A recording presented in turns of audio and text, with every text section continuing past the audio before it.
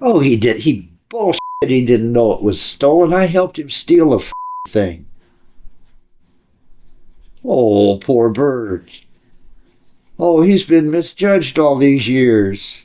Oh, I've been mistaken. That bike was really given to us. I didn't really have to worry about pushing it down the street and laughing at the same time.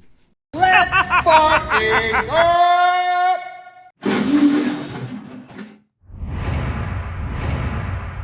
Well, there was Country from the Purdue Hells Angels. There was Bevins from the Satan Slaves. There was Burt Gold from SoCal Angels and myself from SoCal. And we were outside smoking a joint. And Country picks up a slug from on the lawn and drops it in Bevan's beer. Well, Bevins drinks his beer and strains the slug out of the beer, chews it up, grabs Country, bends his head back, kisses him, and spits the slug in his mouth. He spits it in Bert's beer. Bert throws up. He just projectile. It's gone like that. And he thought he'd seen everything until he looked down, and they're both digging through the vomit, looking for the chunks. And this is God's gospel. There's 100 people saw this crap. Or there's Funny Sonny with his imaginary dog, Sir Walter. This man literally had a crotch crab. The same one now. It was his pet. It walked on him for literally years. I don't know how long their life expectancy is, but this sucker lived a long time. And every once in a while at a party, he'd lose him. And everybody'd have to check themselves and see if they could find his crotch crab. He used to walk around with this leash and collar on it. And that was, on the end of it was Sir Walter, his invisible dog. And he truly, truly believed he had an invisible dog on the end of that leash. Then I wish I could remember the name of his crotch crab. But it would get loose, and he'd have to search people, and he'd find it eventually. Before you could leave the party, he had to search you. He always managed to find Herman. Herman was the name of the crotch crab. It's a crab that you get when you get on top of something, usually on top of a whore. It's a little bug that gets in your hair, and everywhere in your hair. I've always heard him claim that he never really rode with any one club, but I always thought he was part of Purdue, because he always ran with Purdue. I seem to remember colors, but I don't know what the rocker was. Well, he's still around. He's probably in Newport Beach, because I don't want this to get out to his old lady. Boy, he caught a rich one. He married this girl, and apparently it worked out rather well. There was this guy that offered to bail me out if I'd murder his wife for $1,500. I've never told anybody this. Nobody. He claimed he was the editor of the newspaper of the factory of Hughes Aircraft at the time.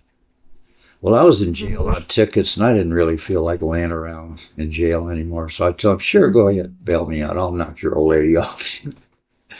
I had no intention of shooting anybody. I was just going to get bailed out. So he gets out, and then lo and behold, he bails me out. I thought at the beginning it was all just bullshit. But he bailed me out. And we have to go get his dog because his dog was left in his car. It was a station wagon parked over off of, I could point the place out. It's hard to explain. But it wasn't but a few blocks away from the police station. But he had one of those little dogs, little raton, ankle biters. And we got that, and we went to this place in my car. I had a 62 Chevy then. It was in 62. We went to this place to have breakfast. It's down there near the beach area. You can't miss it. It's got these big, like it's a Muslim mosque or something. It's gold dome and a whole bunch of things there. Yeah, down by the Palisades there. Yeah, right where Sunset ends. Yeah. Went in there and we had breakfast. And then we're talking about his old lady on the way down. So we stopped back at his car again. He gets in his car and gets back out. Now he's got a 38 special. And he hands me the 38 special. I told him, I don't want my fingerprints on this thing. So just put it in the glove compartment. So he lives Rancho Las Palmas or Rancho Palos Verdes type place. And we started driving down Pacific Coast Highway, just passed over Century Boulevard. And I made a right at the next street I could. Went over a block, made a left, told him, get the out of my car, man. Get your dog out of my car. He's got to take a shit. He says, no, he's okay. I told him, get him out of my car and let him take a shit, or I'll get that out of there and shit you bastard. So he got out of the car with his dog, and I took off on his ass. No, I didn't really keep it. I think I threw it in the bay. You know, if you ever went to the end of Santa Monica Pier with a metal detector, you wouldn't believe the number of you can find down there. I personally know of at least 30. And my brother, you could have armed a friggin' military with the he's thrown off that pier. I've known people throw diamond rings off that pier because they had split up with their old lady. And the end of that pier could tell 1,000 stories. What was it? Porterville. Bert got his asshole busted open up there.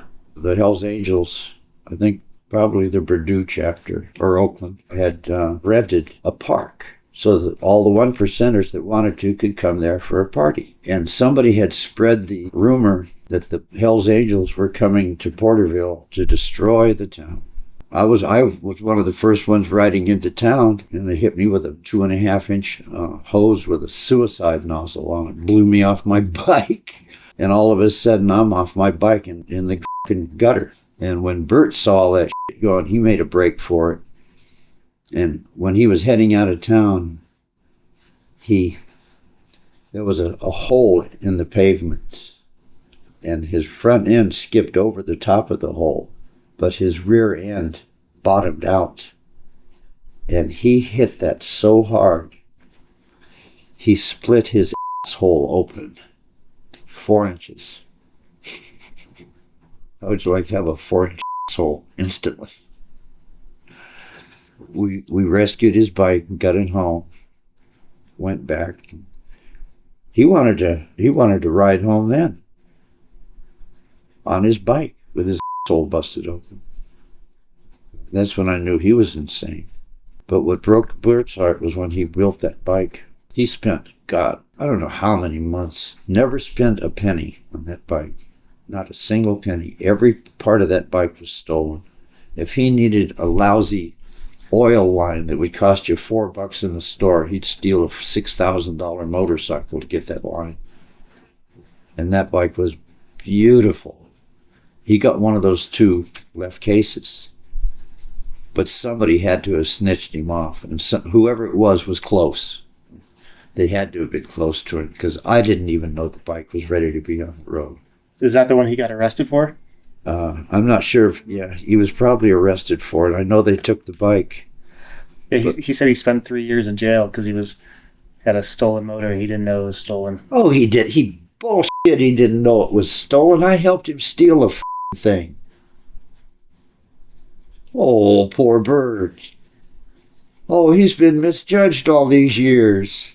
Oh, I've been mistaken. That bike was really given to us. I didn't really have to worry about pushing it down the street and laughing at the same time. My God. St. Bert.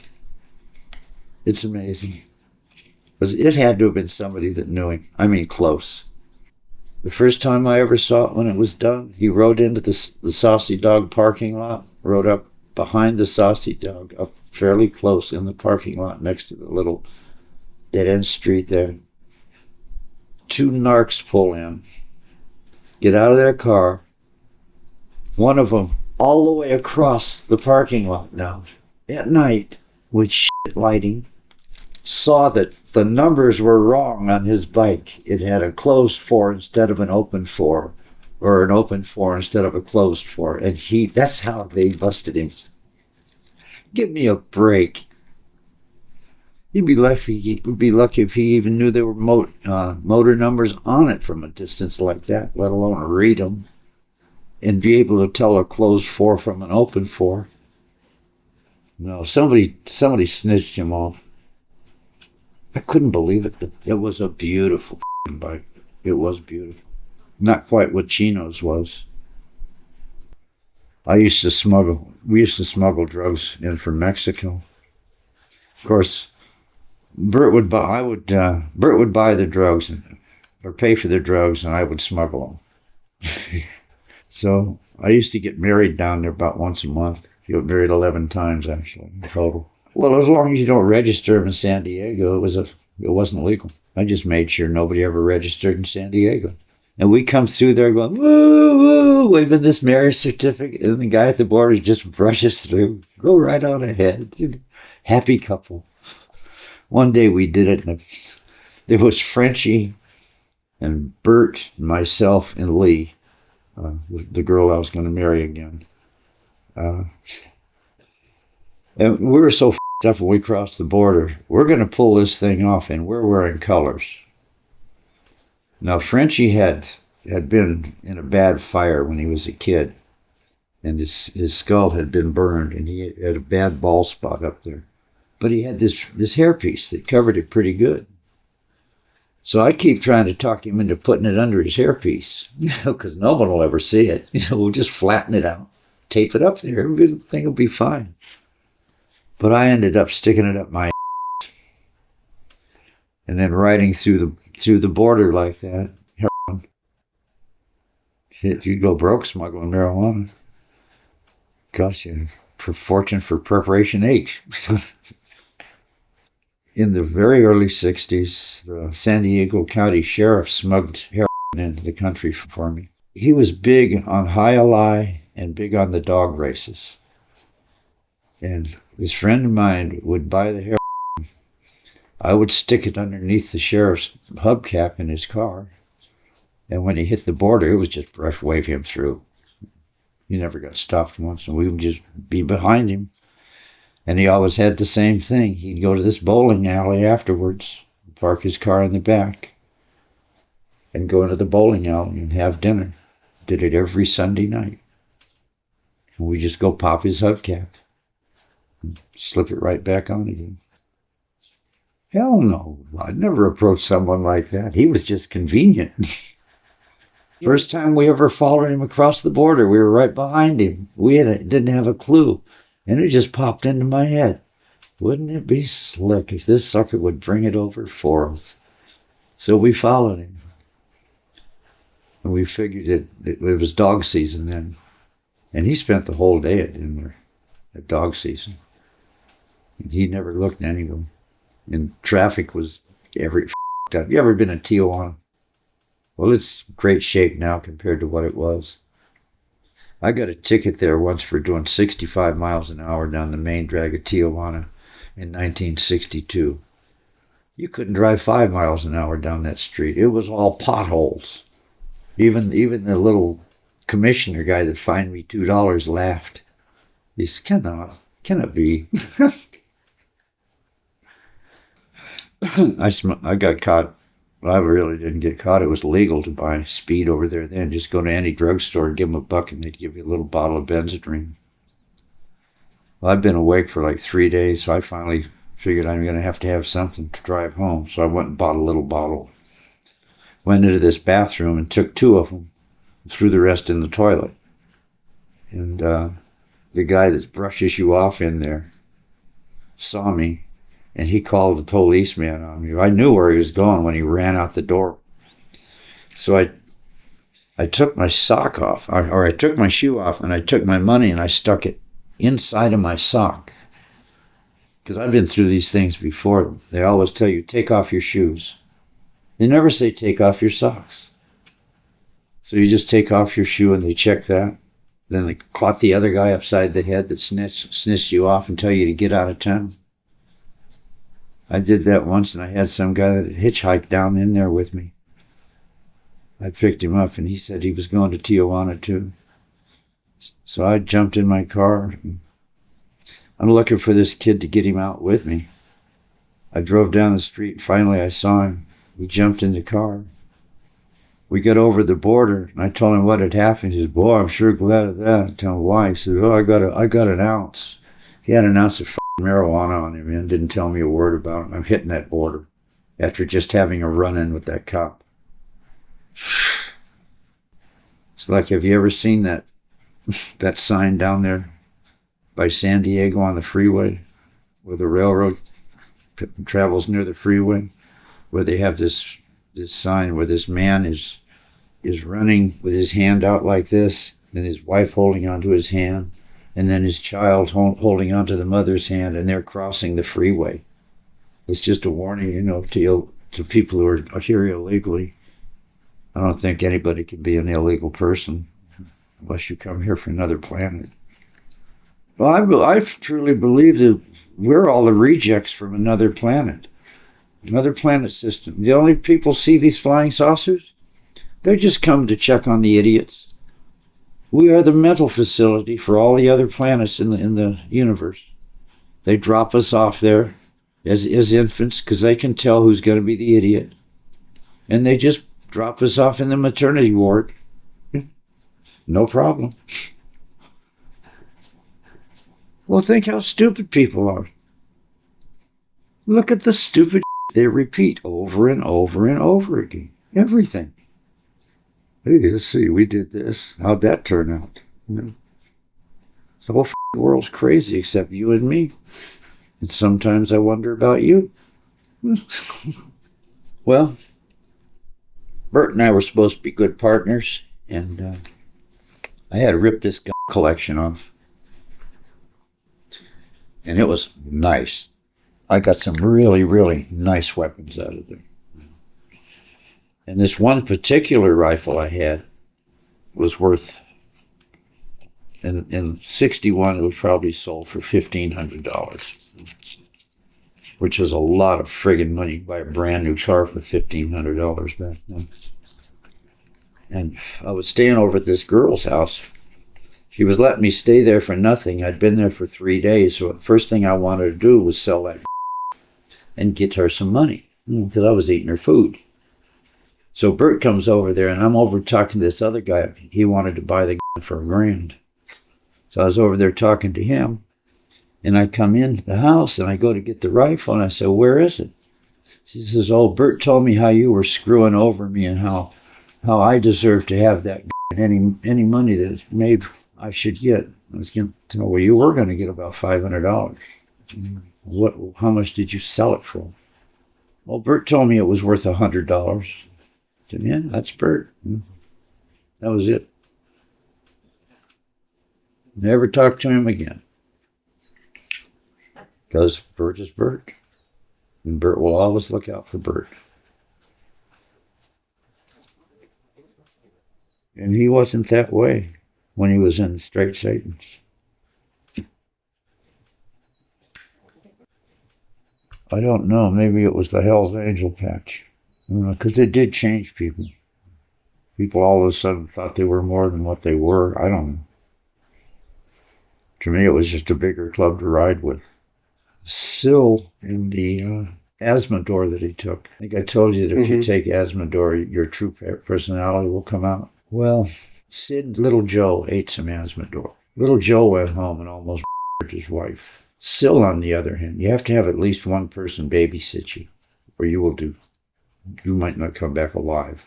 You'll do dumb things. But I got him in my car. I took him home, put him to bed on the couch, told him, you going to be okay? Oh, yeah, I'm fine. Just fine. So I go to bed, and I don't hear any noise. And he's one of them loud sleepers. Like the duck. So I went in to check on him, and he's gone. Shit. And so I jump in my pants, my boots, and we run out the door. And there he is in my front yard. He's building a pebble mountain. Walk around the yard, find a nice little pebble, and put it right in place. And he had a nice little mountain started. I told him, no, we can't be doing this, Syl. You have to go back to bed now. Okay, he was very agreeable. So he says, oh, I got to go to the bathroom. I was like, okay, here's the bathroom in here. And a minute goes by, and 2 and 5 minutes goes by, and 10 minutes goes by, and I knock on the door. Are you okay in there? He says, yeah, but she won't move. I said, who won't move? This black girl on the toilet. I said, what black girl? She's sitting right here. I open the door, and there's nobody there. Oh, okay, well, I'll get her out. Well, I'm supposed to get her out. Now she's gone. He believes she's gone. I close the door. Another 5 minutes goes by. 10 minutes goes by. Finally, I go knock on the door again. Syl, you okay? I can't piss while somebody's watching me. Who's watching you? I don't know, but I recognize him. I open up the door. He's looking at the mirror. He's watching himself. So I figured, okay. I open the mirror, the door like that, and okay, he's gone. I turn the mirror towards the door. Now he's gone. So I'm waiting. I hear him take a piss. Good. We go and get him, put him on the couch again, and we smoke this joint. I figured this will calm him down. Now he'll rest down, go to sleep. I go in, I lay down, 10 minutes goes by, 15 minutes goes by, and I know something's wrong. I get up and I go out, and he's gone again. And the front door's open, only this time all of his clothes are on the floor, except for his boots. He did take his boots, but all of his underwear, pants, everything are on the floor. So I run out and I jump in the car, and we're driving all over the place. In whatever direction I was driving in, he was getting farther away. And finally, after about 45 minutes, I found him walking up the middle of Santa Monica Boulevard, seriously walking up the white line with his boots in his hands, stone naked. Had to get him back in the car again. I got him home. I got him all comfortable in bed, and I tied his ass up. And that's where he stayed till about 10 o'clock the next night. He just went ding dong. And that stuff brings whatever your true personality is. Like little Joe, he went home, just beat the shit out of his old lady. Still just got weird. Yeah, he was a bartender in the Valley. Where at? I don't know. I tried to find it. Everybody else knew where he was, but I didn't. So, yeah, he was a bartender out there for, it must have been at least 20 years. I looked for him several times. I never could find him. No, he ended up with Hells Angels. Where at? SoCal. That's when he was accepted in when Jack ended up kissing his asshole. When he made him a bet that if he didn't, well, if he got a bike running by the following meeting, that he'd get his colors. And Jack figured he'd never get his bike built. Well, he just forgot that we were there too. So we just got everything fixed up, running real sweet, parked it in the garage, and Jack came to the meeting, said, "Where's your bike?" And Sil says, "It's outside." You're kidding. Went out there, started up. It started. Went back in there. Sil dropped his pants, pulled them big old beaner buns apart, and Jack laid one right dead on his round brown. Told you about the Steve Allen show. When Steve Allen's manager came to a meeting at Chino, I'm surprised Chino doesn't remember this. He was the guy that had the biggest talk show on TV. He was bigger than Johnny Carson. He was bigger than all of them. But he saw some of us riding down the street, and I don't see why Chino doesn't remember, because he was the first contact. He approached Chino about coming, 3 or 4 of us coming on the show with our bikes, because we had some pretty bikes. And just sit there, talk to him for 5 or, a few minutes. So we talked it over and said, well, why not? We're not doing anything anyway. So we showed up there in front when we were supposed to, parked our bikes, and we were swarmed on by the police. We figured this has set us up for some reason. We couldn't figure out why, but we weren't staying. And we took off. The cops couldn't catch any of us. At the next meeting we have, this asshole manager shows up again and asks us if we want to do a repeat. I explained to him that if he wanted to live, he'd get his ass out of there right then. Because I figured, you, once, me once, me twice. It ain't gonna work twice. Everybody was pissed. Were you guys Straight Satans or Hells Angels? Oh, we were Hells Angels at the time. Old man Rocky from the Beachcombers, he come up to my house at 10 o'clock at night and tell him, "Wake up, motherfucker." That's as close as I've come to his real voice. It really voice. Wake up, motherfucker. We're going to get the paper. What? Come on, we gotta go get the paper. It's gonna be out. The paper. Come on, come on, just come on. And he wouldn't leave you alone until you got up. He would just pester you and pester you and pester you. He was not going away. You either shoot him, beat his ass, or go. They named him Beachcomber. They named his club the Beachcombers, but he rode from San Diego. That's across Pendleton, too, across the naval property, all the way to the California northern border on the beach. He's probably the only one in the world that ever did that. But he would wake you up at 9 o'clock in the morning to go steal a surfboard and go to Catalina. I mean, Rocky was nuts. One day I'd been smoking too much weed and I got a really voice. And we were at a 1%er meeting at the Avalon Club. And somebody asked me something and I answered using this, like everybody's yelling, "Where's Rocky? Where's Rocky?" And people were looking for him and he wasn't even there. He was a trippy old dude. He must have been, God, he could have been 50, he could have been 80. I think he was closer to 80 than 50. And you guys were 30? Oh, 20s. But he had this really nice 4.5, 45 cubic inch Harley.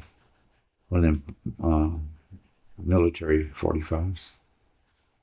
But it was pretty. He rode that sucker everywhere. Never missed a ride. He was a good old dude.